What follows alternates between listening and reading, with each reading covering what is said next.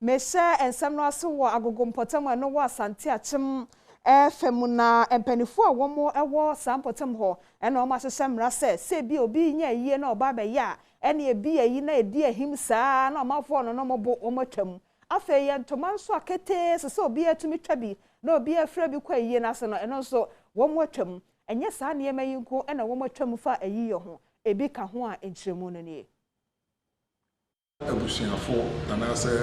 abusua no empanifo nti o kire wi a o de line tintin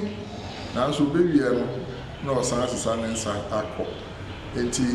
ni aye hu ya se ehun hyede ni mfaso pii Nana Boachi Adom esan etoa so se anamo a wono etu yeyi eye anamo a wono ene omanfo a wono won patem ho etena ase adwendwene ho se ehun behia se empenifo etu sa anamo yi se ne bema omanfo a wono won patem ho no womode wo musika ebehwe won ma na womo emfa nkohye eyie emu abrene abrebia yeji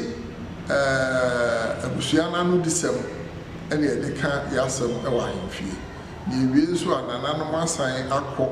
akushia onwo abusuafo no no mode enhyehye ya wa hemfie no so ato wani na we na omanfo a wono won patem ho bi ade adesade ato nananom ahemfo enim se womo enhwe na ohye a womo ade ato eyie su no womo behwe na wono aye ho bibi ama wo